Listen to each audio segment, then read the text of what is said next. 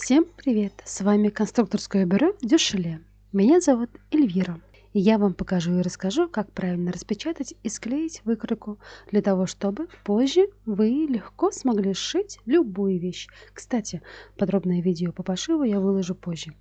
А пока нам понадобится принтер, скотч, ножницы и файл PDF. После того, как вы скачали необходимую выкройку, нужно открыть ее в любом PDF-ридере. У меня это Adobe Acrobat, кстати, который бесплатно скачивается и легко устанавливается. Моя выкройка состоит из 12 листов. В первую очередь находим лист с проверочным квадратом.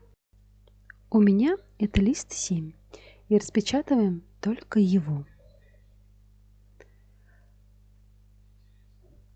В настройках печати помечаем нужную страницу. Повторюсь, это лист номер 7. Выставляем реальный размер и отправляем на печать.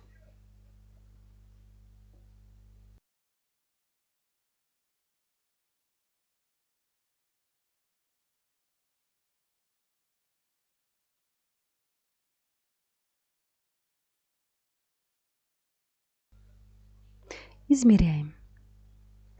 В данном случае у нас квадрат должен быть 10 на 10.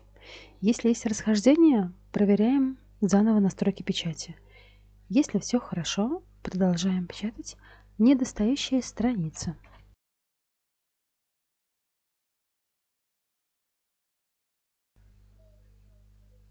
Еще раз проверяем настройки принтера, обязательно указываем реальный размер.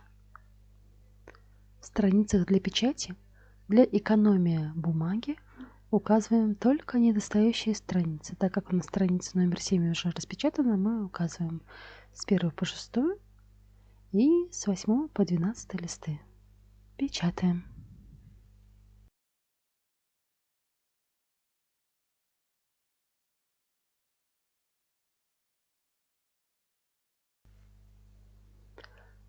Проверяем качество печати, чтобы было все видно, чтобы были все пропечатаны линии, не было никаких перекосов.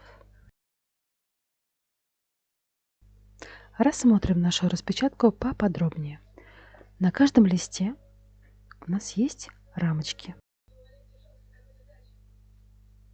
Также есть нумерация страниц, которая указывает на последовательность склеивания, и есть буквенное обозначение, которое указывает на ряды.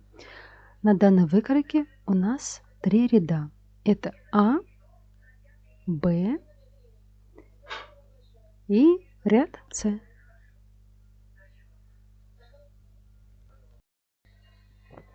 Мне нравится сначала склеивать по рядам, а уже затем склеивать ряды между собой. Начиная с того, что у первого листа срезаю правую рамку.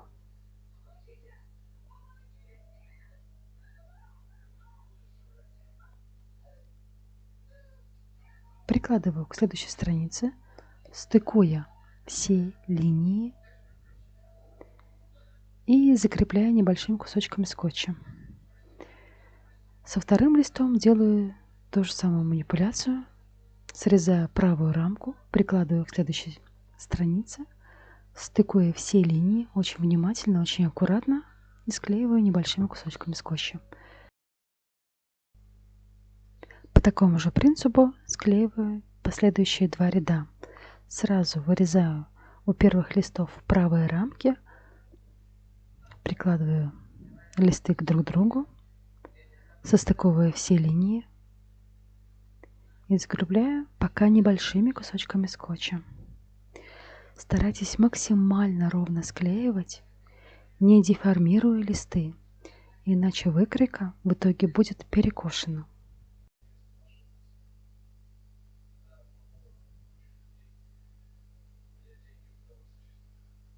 На наших выкройках уже имеются припуски на швы. В данном случае это футболка, и припуск на шов рассчитан на оверлок, ширина строчки 0,7.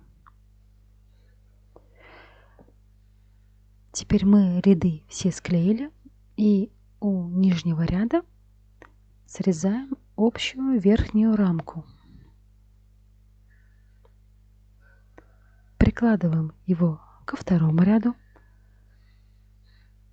стыкуя все линии, чтобы не было деформации, закрепляю также пока временно небольшими кусочками скотча.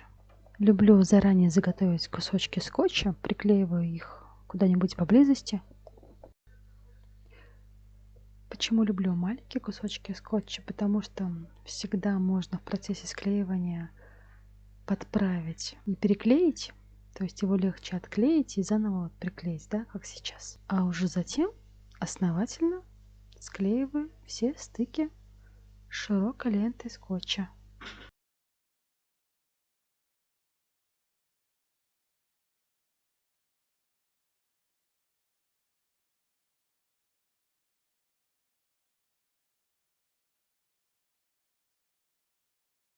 Для удобства сначала грубо нарезаем детали. Это я называю балвашки. Потом будет удобно крутить деталь в руке при вырезании. А затем аккуратно вырезаем каждую деталь по внешнему контуру. Еще раз хочу отметить, что на всех деталях выкройки уже имеются необходимые припуски на швы. Также есть контрольные натечки, которые можно натечь на выкройке на данном этапе вырезания или пометить непосредственно при раскрое изделия. Надеюсь, это видео оказалось вам полезным. Подписывайтесь на наш молодой канал, ставьте лайки, пишите в комментариях, какое видео и на какую тему вам интересно было бы посмотреть. Чтобы быть в курсе новых выкроек, заходите на наш сайт dushale.ru. Ссылка под видео. Ну а пока выкройка готова к работе. Отличного вам пошива!